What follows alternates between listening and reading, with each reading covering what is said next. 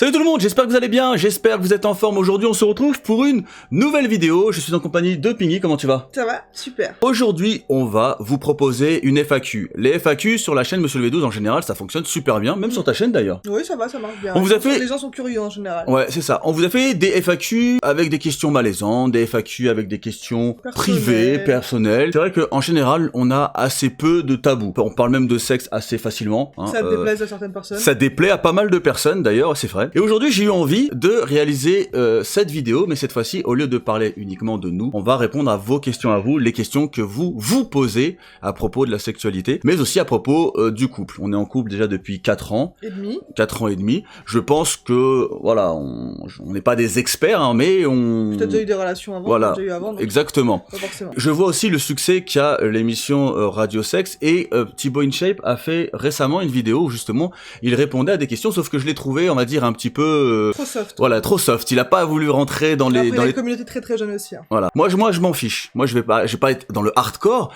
mais je vais quand même... Mais si vous... Je peux te couper juste, si vous n'avez pas encore commencé votre vie sexuelle, ça sert à rien, cette vidéo ne vous intéressera donc pas. Je vous invite à la quitter. Parce que c'est quand même des questions qui sont un peu trop trash, quoi. Non, mais après, il y a peut-être des questions qui peuvent renseigner les plus jeunes pour plus tard. Je pense que j'ai pas sélectionné que des questions trash non plus. Hein. Et là où je voulais aussi en venir, c'est le fait qu'il y a la présence d'une fille. C'est vrai que dans Radio Sex, la plupart du temps, c'est que des mecs. Je pense pas qu'ils aient déjà invité des filles. Et pour le coup, c'est clair que d'avoir l'avis d'une fille, ça peut être intéressant pour les filles qui regardent, mais aussi pour les mecs qui vont regarder. Donc on va partir pour la première question. Alors la première question de Kakari FR qui dit: bonjour Ipek et Karim, la communication est-elle pour vous la base du couple? Ouais, la communication c'est très important. C'est l'un des éléments qui va faire que le couple va fonctionner. Moi, je pars du principe, je l'ai déjà dit dans une précédente vidéo, dans une précédente FAQ. Pour moi, pour qu'un couple soit fusionnel, il faut qu'il y ait les 3 A: amour, amant et amis. Et c'est clair que lorsque on peut retrouver dans l'autre une sorte d'amitié, il y a tendance à avoir un dialogue qui est assez débridé. Nous, c'est vrai qu'on peut passer des heures et des heures à se parler, et pour le coup, ça fait 4 ans qu'on est ensemble, 4 ans et demi, et je pense que on est limite 7 jours sur 7, 24 heures sur 24, on est collés l'un à l'autre, et pourtant, ça nous empêche pas de passer des heures à parler, et de tout et de rien. C'est ça ce qui est grave, c'est qu'on parle de tout et de rien. Donc, des vraies gonzesses, quoi. Des vraies gonzesses. C'est vrai que la communication, c'est très importante, surtout quand vous avez des soucis, il faut, dans la mesure du possible, les aborder. Après, il faut tomber sur une personne qui est capable d'entendre ce qu'on lui dit, et inversement, il faut aussi savoir entendre les choses. C'est pas toujours très simple d'aborder les sujets qui fâchent, mais dans la mesure du possible, il faut essayer d'en parler. Ah, sinon ça fonce droit dans un mur. Hein. C'est ça, sinon il y a un abcès qui se crée, et voilà, ça finit par casser tout simplement. Question de Dark Diamond 82 qui dit: la taille est-elle réellement important? Non, la taille importe-t-elle réellement? Continuez, vous déchirez. Alors, je sais pas s'il a voulu faire un jeu de mots entre la taille, déchirer. Bon, c'est moi je m'excuse. Je m'excuse pour cette... J'avais pas compris le jeu de mots. Là. Ah ouais, je m'excuse pour la blague à 2 halles. Est-ce que la taille est importante? C'est toi qui devrais plus ou moins répondre. Moi, j'ai une phrase qui est importante que je peux donner et que vous pouvez donner à toutes les gonzesses qui pourront vous faire douter de la taille de votre engin. C'est pas la taille du bateau qui compte, c'est le mouvement des vagues. Voilà. C'est pas bien comme phrase. Merci Ipek. Donc voilà, vous pouvez... Après, il y a aussi la personne qui dit: ouais, c'est pas la taille qui compte, c'est la manière dont on se sert. C'est la même chose, hein, c'est la même phrase. Finalement. Ouais, je pense que il faut pas se leurrer. Ce genre de phrase est quand même pas mal pour rassurer un petit peu les personnes qui auraient des complexes. Clairement, la taille compte. Alors forcément, il est pas nécessaire d'avoir un engin de 30 cm, mais non, clairement pas, ça sert à rien. Mais avoir aussi un truc qui est un peu trop petit, ça va pas forcément être top. Donc oui, la taille compte, la forme compte. La taille compte en termes de longueur, non. Parce qu'il faut savoir que si vous vous renseignez au niveau de l'anatomie féminine, et là on va parler purement médicalement parlant vraiment, c'est aussi pour dédramatiser un peu le truc, parce que dans certaines familles, tout ce qui est sexualité c'est super tabou. Pour moi dans ma famille ça l'a été réellement, hein. Ça a été vraiment, j'ai dû me renseigner moi-même ou via l'école et tout machin, c'est super tabou.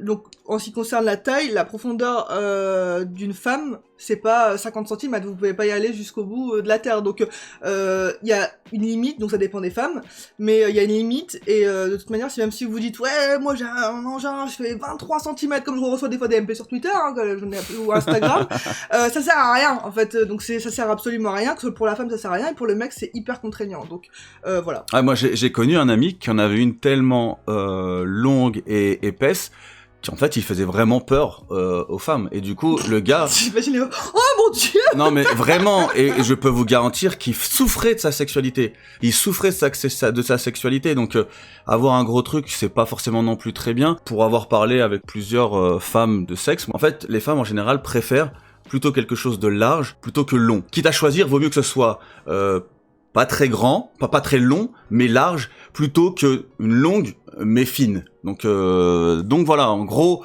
c'est ce qu'il faut retenir. Après, si la taille de votre sexe vous complexe, dites-vous qu'il y a des solutions. Il y a ce qu'on appelle des gaines à pénis. Alors voilà, c'est un sextoy que vous rajoutez dans votre sexualité. Si votre femme vous aime comme vous êtes, mais que vous avez envie de lui faire un petit peu plus plaisir, bah n'hésitez pas, voilà, à justement faire l'achat de ce genre de choses. Donc voilà, c'était juste pour parce que j'ai eu une question un peu plus tard, mais je l'ai pas sélectionnée du coup, qui me dit comment on fait quand on en a une qui est pas super grande. Voilà, il y a des alternatives. Alors donc CRLT qui pose comme question, la jalousie c'est toxique ou mignon? Alors moi je vais répondre. Karim était 1000 fois plus jaloux au début de notre relation, hein. Vraiment il était ultra jaloux, ultra possessif, j'avais pas le droit de m'habiller comme ci, machin, etc. J'étais en mini-jupe dehors, il pétait un câble parce que les mecs regardaient et tout. Et en fait il a fait des efforts au fur et à mesure du temps qui ont fait qu'il l'est beaucoup moins. Et en fait, ça va être paraître stupide ce que je vais dire, mais ça me manque un peu, à des moments, sa jalousie. Alors, je trouve qu'en fait, à petite dose, c'est mignon, à haute dose, ça devient, toxique, comme tu l'as dit. Ouais, pour moi, c'est toxique quand c'est trop, quand le mec, il épie, ou la meuf, et puis tout est moindre de tes faits et gestes, ce que tu fais avec tes potes, ce dont tu parles, tes messages avec n'importe qui, même des personnes random, même des messages avec ta sœur, ou ta mère, ou ta cousine, machin. Ouais, c'est abusé. Faut qu'il y ait une limite, en fait, c'est comme dans tout. Je pense que la jalousie, c'est normal. Enfin, quand on est amoureux, c'est logique qu'on veut que sa moitié, elle soit uniquement à soi et rien qu'à soi. Mais dans la limite du raisonnable, quoi. Ouais. En fait, c'est vrai que j'étais vraiment très jaloux au début, mais en fait, au fil du temps, j'ai appris à avoir confiance en IPEC.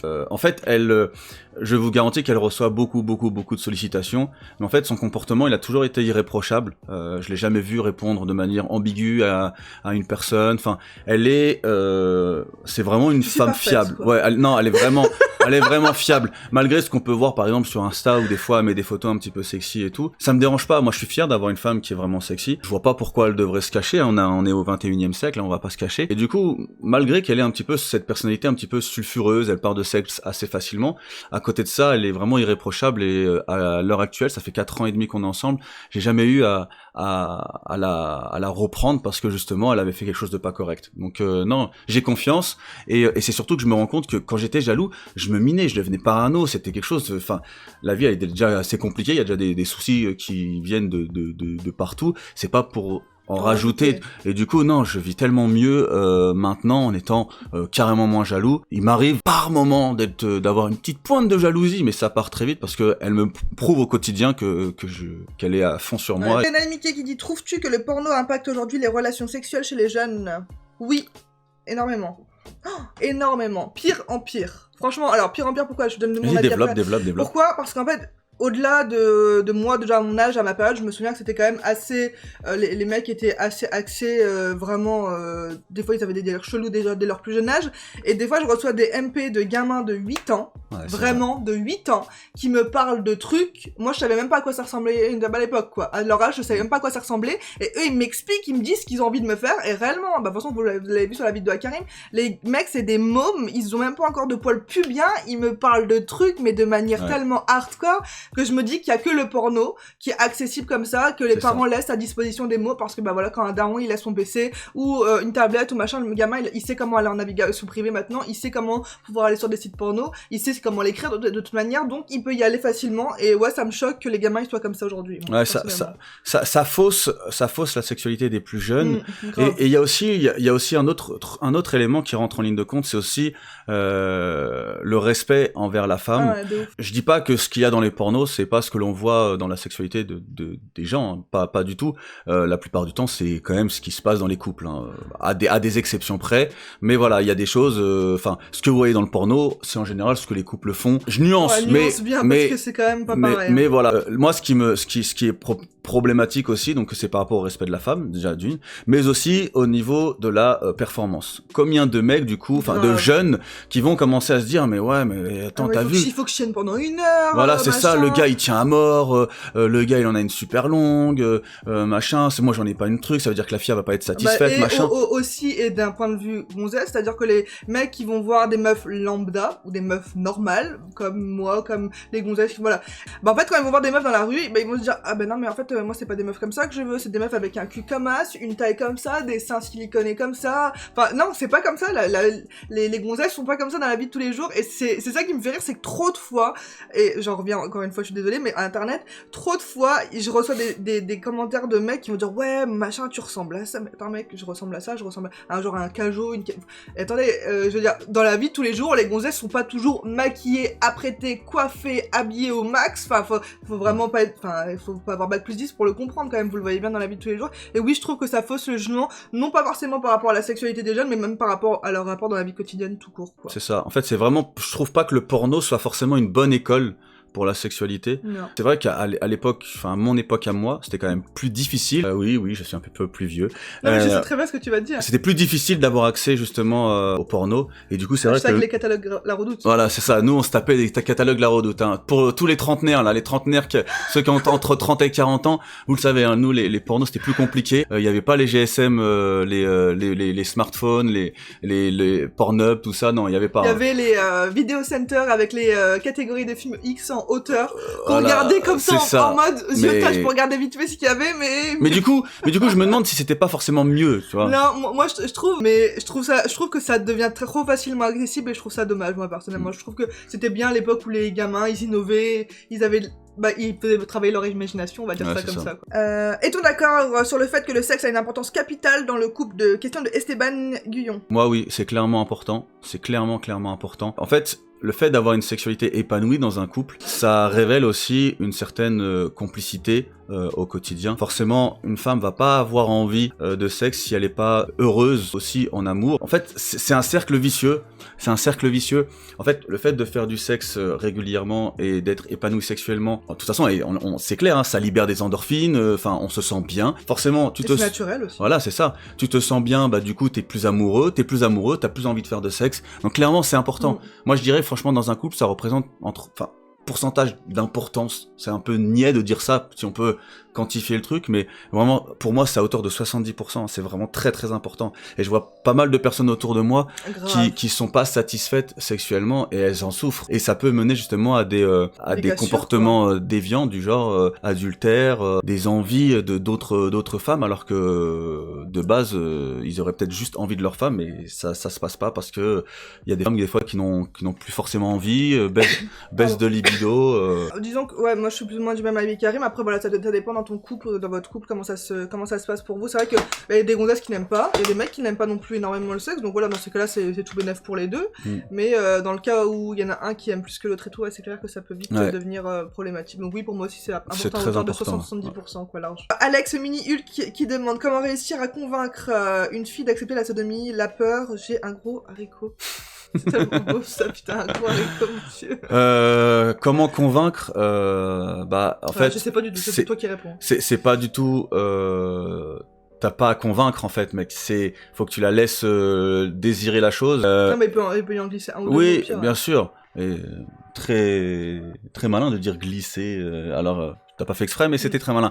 Non, faut que le désir vienne d'elle. Si ça vient d'elle, ça sera toujours plus facile pour elle de se préparer à la chose. L'idée de convaincre, tu peux suggérer, tu peux donner envie, avec des pratiques qui sont pas forcément directement la pénétration. Si elle est réceptive, peut-être qu'elle aura envie d'aller plus loin. Je bloque un petit peu dans le souci de convaincre. Donc, ça fait un peu forcing, quoi. Tu peux pas convaincre une fille pour quoi que ce soit. Là, je parle pas de ça forcément, mais de manière globale, c'est difficile de dire convaincre. C'est la gonzesse qui, enfin, sinon c'est ça devient space. Et puis de toute façon, je pense qu'il a mal posé la question. Ouais. Alors donc, Alessio qui demande comment faire pour ne pas avoir peur la première fois. Pour une femme. Ouais. Toi, tu as parlé pour une femme. Pour une femme, la question ne doit même pas se poser de toute manière. Donc là, je parle en tant que fille. Donc je m'adresse aux filles. Si elle est prête, elle est prête. Là, si je veux pas dire qu'elle aura pas l'appréhension parce qu'elle connaît pas ce que c'est, etc. machin. Mais la peur, elle doit être, on va dire, minime. Donc pour moi, si t'as vraiment trop peur, si t'en flippes, c'est que t'es pas prête, c'est qu'il faut que t'en parles encore avec soit des copines, soit t'as des personnes à l'école qui sont capables de le faire, ou soit ton propre mec ou ta copine, peu importe. Donc voilà. Pour moi, c'est faut pas avoir peur de ce genre de choses. Clairement, oui, il y a des filles qui ont extrêmement mal la première fois, et c'est ça ce qui peut être vraiment le plus gros élément de la peur. Moi, j'avais une copine qui avait fait de l'équitation, elle a pas du tout eu mal du coup la première fois. D'accord. Voilà, donc si tu veux un conseil, au pire fais de l'équitation avant. Ouais. mais du coup, ouais, ça peut être un élément qui on va dire, qui accentue la peur. Après, là par contre, je vais reprendre mon rôle de garçon. Je pense que pour justement éviter d'avoir peur, je pense que c'est bien de pas forcément franchir toutes les étapes d'un coup, y aller progressivement et en gros commencer par des préliminaires.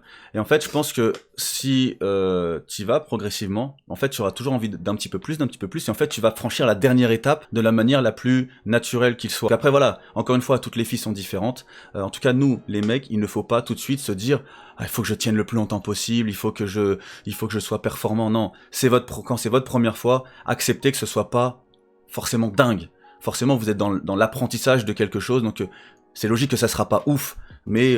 c'est comme la première fois que tu fais du vélo, quoi. C'est ça. Mais normalement, si vous faites votre première fois, c'est sûrement avec quelqu'un avec qui vous êtes très fusionnel sentimentalement, vous allez pouvoir franchir... Parcourir le 10 km. Voilà, c'est ça.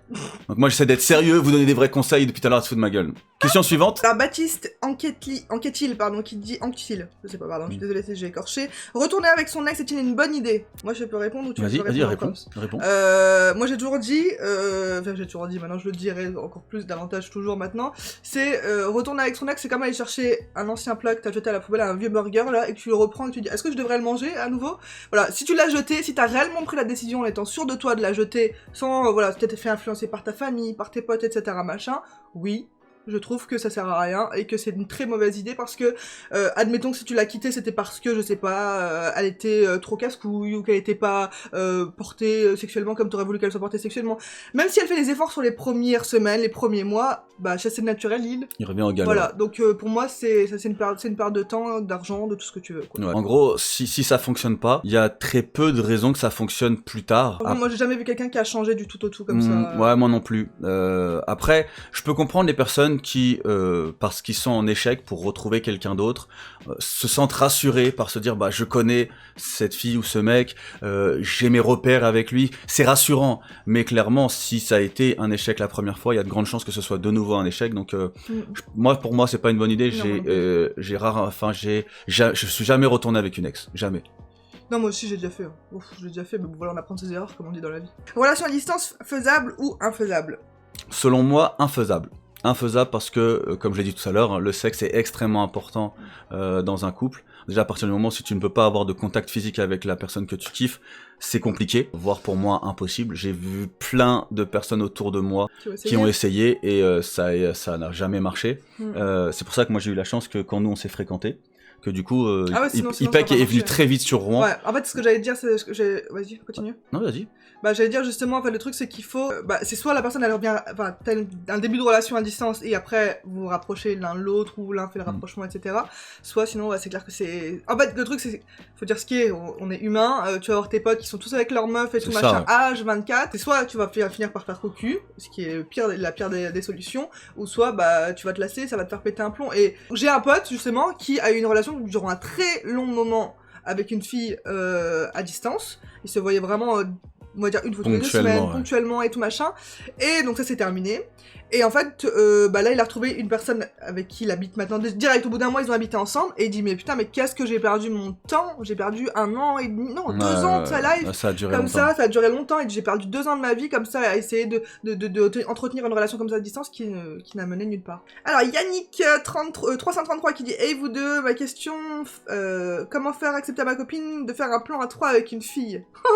Alors, je sais ce que tu vas dire, vas-y. Alors, encore une fois, faire accepter, ça donne l'impression qu'en gros... c'est une contrainte pour voilà, c'est ça. Alors après, je sais que les femmes, entre elles sont très tactiles. Et c'est vrai que un grand nombre de femmes peuvent justement avoir envie de ce genre de choses avec leur maturité sexuelle. Et je te conseillerais déjà de faire un maximum de choses uniquement avec ta copine avant d'envisager de faire entrer une tierce personne. Moi, je me pose juste la question, et ça, c'est quelque chose que je rencontre avec énormément de mecs. Tu veux qu'elle accepte de faire donc plan à 3 avec une autre fille, mais toi, est-ce que tu accepterais que vous fassiez un plan à 3 avec un autre homme? Et voilà. c'est là où tout de suite tu vas dire ah ouais non. Voilà, il faut être juste.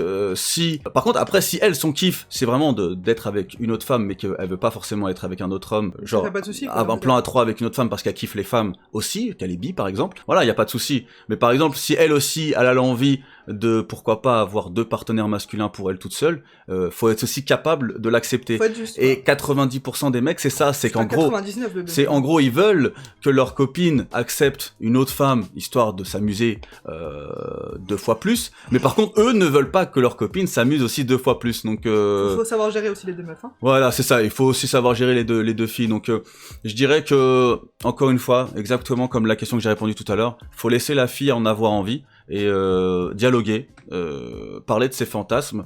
Tu peux parler de tes fantasmes, elle parlera des siens, mais il faut aussi accepter, il faut faire des concessions. Si elle a envie de franchir le pas pour se faire plaisir et pourquoi pas elle aussi découvrir des choses et se dire bah en fin de compte ça me plaît ou ça me plaît pas et après ne plus jamais recommencer, faut aussi que toi t'acceptes peut-être d'assouvir ces fantasmes qui ne sont pas forcément les tiens de base, mais voilà, comme j'ai dit tout à l'heure, en général dans le sexe, l'idée c'est de faire plaisir à l'autre et moi, enfin c'est comme ça que moi je vois la chose, c'est j'essaie de faire plaisir avant de me faire plaisir. Bon bah voilà, cette vidéo se termine, j'espère qu'elle vous aura fait plaisir. Si vous en voulez d'autres, n'hésitez pas à nous le demander. C'est vrai que d'avoir un couple comme ça qui répond à des questions d'ordre général, c'est kiffant. C'est vrai que beaucoup d'entre vous, vous avez demandé des questions perso. J'aurais bien aimé avoir ça moi quand j'étais plus jeune. C'est vrai. Donc ouais, pourquoi pas faire comme ça de temps en temps, peut-être une fois par mois, une petite vidéo comme ça de temps en temps pour répondre à vos questions les plus certaines questions étaient vraiment très intimes.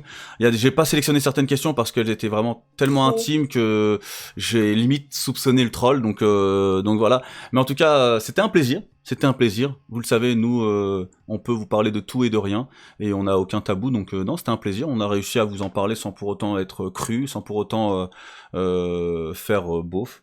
Enfin, ça dépend qui. Voilà, écoutez, j'espère que... N'oubliez pas la phrase la plus importante à retenir de cette vidéo, c'est... La phrase la plus importante. Et si on fait d'autres épisodes, il y aura toujours une phrase à retenir. La phrase à retenir, c'est... Ce n'est pas la taille qui compte, c'est le mouvement des vagues. Tu vois ça? Tu dis ça à n'importe quel... Non, c'est pas ça. Elle s'est trompée. C'est pas la taille du bateau, t'as oublié le bateau. Ce n'est pas la taille du bateau qui compte, c'est le mouvement des vagues. Tu dis ça à n'importe qui, même si elle va pas le croire, hein, c'est sûr. Alors rigolera. Et comme on dit, femme qui rit à moitié dans son lit. Voilà. Et donc, t'as quand même marqué 1 point. C'est déjà ça. Et Ipek rigole beaucoup. Je suis heureuse de vivre, hein. Ça va, j'ai libère de l'endorphine, moi, personnellement. Très régulièrement.